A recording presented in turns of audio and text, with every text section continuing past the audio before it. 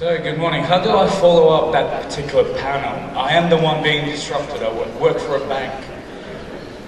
I was actually just writing Googling for jobs and stuff, so thank you guys. So I work for BNY Mellon. BNY Mellon is one of the largest custodian banks, and we clear trillions and trillions of dollar transactions and securities. So whilst it's important to talk about disruption, actually there is a business today. If we stop doing what we do today and get completely disrupted, millions of people around the world will not get their pensions paid. When they go to the bank machine, the bank will not give them the money. They won't be able to buy goods and services, and we will have a social meltdown.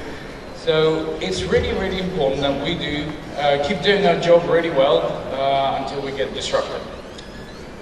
So my job is to actually help existing organizations, in case of BNY Mellon, to understand what emerging technologies are coming out and understand which of those emerging technologies are going to challenge our business models.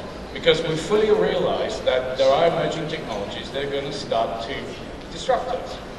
So we need to know what they are and how they're going to disrupt us. And the key thing I look at is which ones challenge our business model assumptions. So it's a very simple statement. Emerging technologies that challenge business model assumptions. About 60% of our business, a bit more than that actually, is something called asset servicing or investment servicing, which means we custody people's securities on their behalf. So people might buy a security, we hold those securities, we help buy and sell those securities, and when there are dividends to be paid out, we collect the dividends and pass on the payments. So a lot of stuff that needs to be done. And until recently, there was a simple assumption, which you will see on the left-hand side of this screen, that you need to have a central authority to keep books and records, because counterparties, investors, do not trust each other. So they need a central authority to decrease the risk of transacting. Simple stuff. So now you have a lot of central authorities which help to intermediate the risk. There are about 4 major custodians: BNY Mellon, JP Morgan, State Street, Northern Trust. On all our business models are based on this assumption. So our clients, typically until recently, didn't have a choice. You choose one of us and you move forward. But blockchain on the right-hand side, of course, gives us a little bit of a challenge. Because if you look at the right-hand side, what blockchain promises to do is to provide functional equivalence without the requirement of a central counterparty. So what you now have is an alternative to a problem. You have now an alternative solution to a problem that existed before, but now you can solve it in a different way. That's competition for us. It's a new type of competition. And it's an interesting one. And I can go on about for a very long time what we can do about it. But actually today I want to talk about how this technology, if you look at this pattern, it might help us solve an existing problem and make existing financial services, before we get completely disrupted, more resilient. Because actually resiliency and security are becoming much more important. With the rise of cyber attacks, we have seen now major institutions being constantly attacked. Distributed denial of service, hacking, sometimes kidnapping of key officials, bribery, all sorts of threats exist that we must protect, because if we don't, then a lot of people are going to be in trouble. So actually, this fact was recognized by President Obama back in 2015, and he issued a Presidential Order 21 that basically talked about beefing up America's security and resiliency posture for critical infrastructure. 16 sectors were nominated, one of those was financial services. So financial services is seen as a critical infrastructure. And then a number of different US departments were asked to provide sector-specific plans. In case of financial services, it's Department of Homeland Security and Treasury. So they came out with two key recommendations, that we need to have better security and better resilience. Security is all about making sure that, frankly, the walls around your systems are pretty strong, so it's very hard to get through. But the second recognition was the need for resiliency, because for many, many years we talked about security, keep the hordes out. But actually we now need to make an assumption that people will get through the walls. So what happens when somebody has penetrated you, or for instance there's a natural disaster, what happens next? Do you just give up, go home, or how do you recover? So this ability, this resiliency in order to recover from something that happens bad is also really important and needs to be improved. And there are many threats. If you don't want to sleep tonight, then read the NIST threat taxonomy. I've got some highlights here. There are, for instance, adversarial threats. There are individuals that try to attack us. There are organizations that try to attack us, up to nation states. Sometimes, of course, there are accidental threats. People literally sometimes will pull the plug out of a server in a data center and the thing goes down. Or, this was like a few years ago, there was a disaster recovery exercise at one particular bank. It all went very well. And then 2 days later, for instance, there was actually a power cut. Somebody cut through the cable. They started up the generator and it went down immediately. Because they forgot to refill the oil in the generator after the disaster recovery check. It happens. So there are many, many threats, accidents, or of course now structural and environmental. Not too long ago, most of New York data centers were flooded because of a hurricane. And a lot of people put their data centers in the basement. Well, what happens with basements? They flood. And if you've got electrical equipment in basements which floods, it's not a good idea. So essentially, we have a huge number of different risks that we need to protect against. So again, when you guys design your systems, and actually I talk a lot to startups, and I try and show them this threat taxonomy, and they're like, oh shit, we haven't considered most of those things. So guys, it's really, really important to build your systems with a complete holistic view of all the different threat vectors that you need to consider. So the good news though is, blockchain happens to solve quite a few security and resiliency requirements. Let me kind of give you a little bit of rundown. So there are a number of different security frameworks.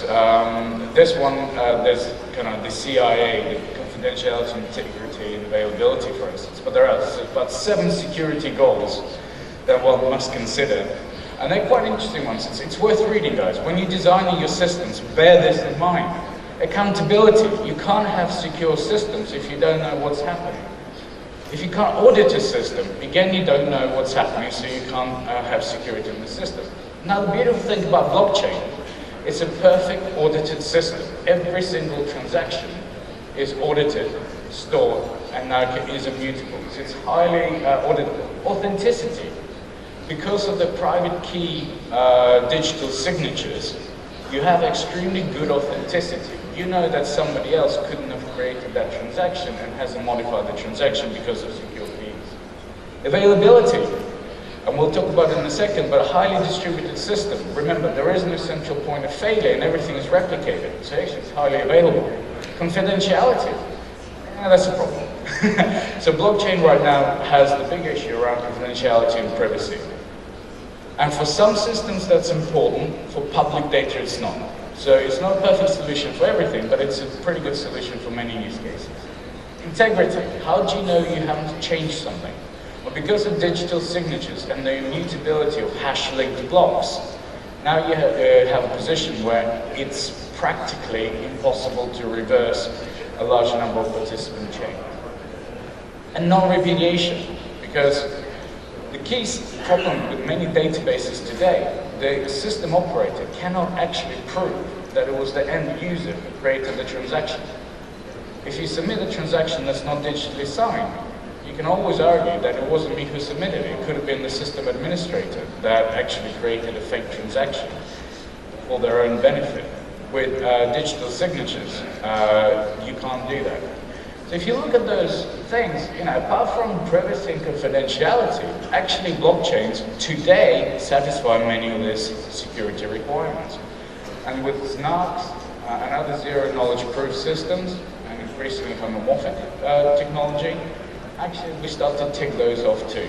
So this is pretty important, and it's pretty good because it gives us a lot of solutions for existing problems. The second one is resiliency, and there are actually some really good principles of resiliency. But one of the key resiliency principles is this ability to absorb damage. And the way you absorb damage is through physical redundancy and functional redundancy. Physical redundancy is you have many copies of the same thing, and blockchain is just that, many copies of the same thing. Functional redundancy is an interesting one.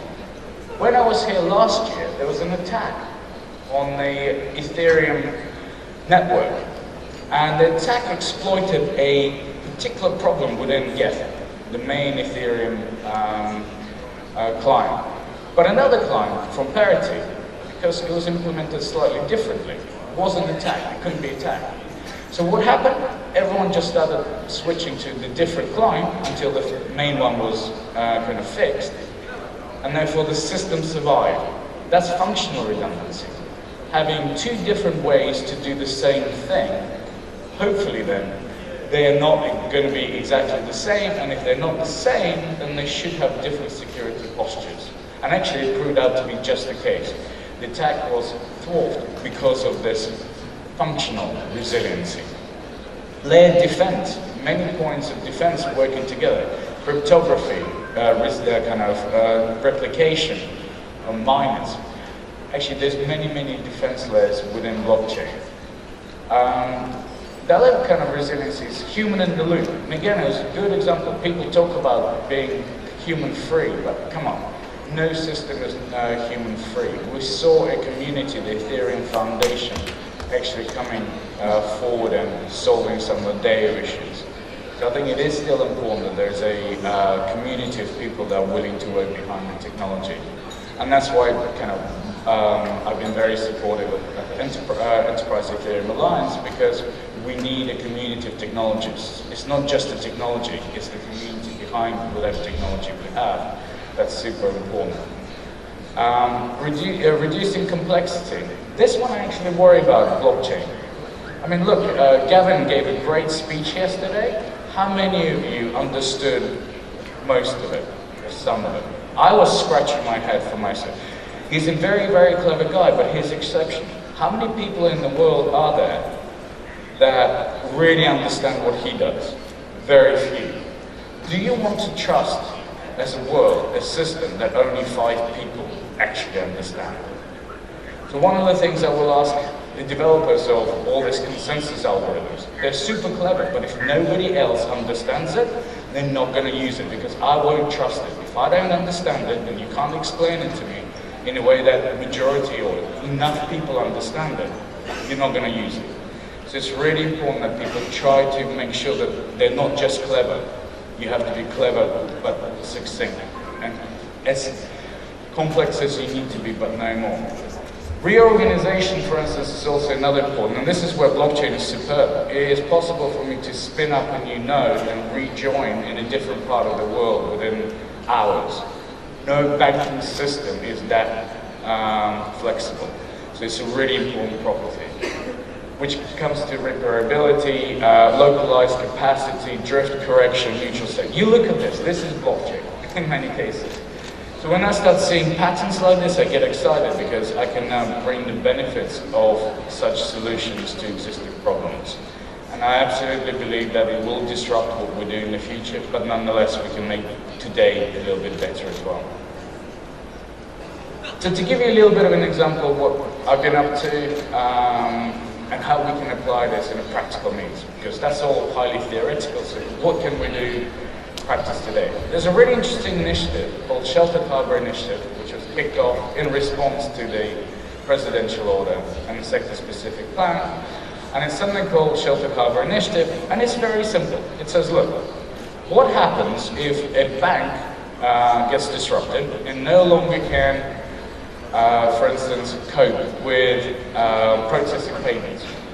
If the bank can't process payments and people can't take money out of the bank, and the bank is a big one like Citi, for instance, a Bank of America, you might have a run on the bank because people lose trust in it. If you have a run on the bank, that has a knock-on effect on the entire banking system, and kind of credibility and faith is lost. Bad news. So what can we do to make the entire system more resilient? Well, if you get each bank to export their account balances every night out to a standard XML file, you zip that file, you encrypt that file, and you store it with a trusted third party. And then the trusted third party, if the main bank goes down, what they can do is they can be given the key to unencrypt the data and then actually inject the transactions stored within this archive into their payments processing system and start to process on behalf of the bank that's for now failed. And then once they process the transactions and the bank is back online, they can move the transactions back into that. So that's an interesting case, and we're working through as a financial services industry on that. But one of the key recommendations is that when we take custody of this data file as a trusted third party, it's really important that we kind of can prove the integrity of the data that we store. Because if there's any doubt about how much money is in somebody else's account the next day after we restore, again, confidence is lost and there's a run on the bank. So how do we prove integrity of data? Well, actually, we know how to do this on blockchain quite well. What we can do is take a hash of the encrypted archive, and when we give the file back, as long as we can prove that the file can be hashed to the same value that we submitted, we're in good shape. But we tried to create a highly resilient solution. So where do you store this hash? And how do you actually say that this hash was signed both by the submitter, the bank that gave the data, and then countersigned and accepted by the custodian of the data? Well, actually, what we're proposing is to use blockchain. It's almost perfect for it. And because this is a highly distributed system, one of the specification's main goals is this hash has to be stored in a public, immutable, distributed database. Recognize blockchain in there? They might have spelled it out. So how does it work? So what we're doing is really kind of integrating, in our case, Ethereum to BNY Mellon's Nexon platform. And we're allowing for a very simple smart contract. When somebody creates a file and encrypts it, then hashes it, they can submit a transaction to a smart contract. I call it submit order. And within the submit order, they're just basically signing a double hash, a hash of a hash.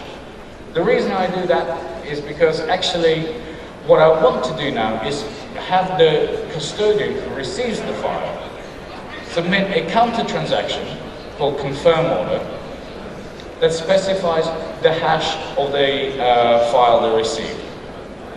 Why do I do that?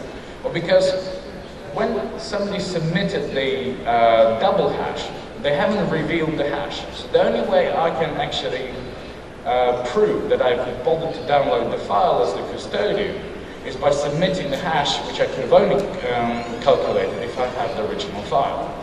Now, I submit the hash, and what the smart contract does is hashes it and compares it to double hash. If the two match, we now know that the custodian received the file, calculated it, and the integrity is correct. And effectively what the blockchain does then is create an automated smart contract. We use a factory pattern. And then we effectively now have a immutable, indisputable proof of a contract of custody of data. And then you can have a reverse set of transactions to give the data back. It's a very simple application of blockchain. It's about 15 lines of code on the smart contract. Nonetheless, it serves a very useful function and starts to improve the overall resiliency of our infrastructure. So maybe not quite as exciting as disrupting everyone and making sure no one has jobs. What we're trying to do actually here is to make the current world a little bit better until the new world emerges. So thank you very much for listening to me. It's been an absolute pleasure.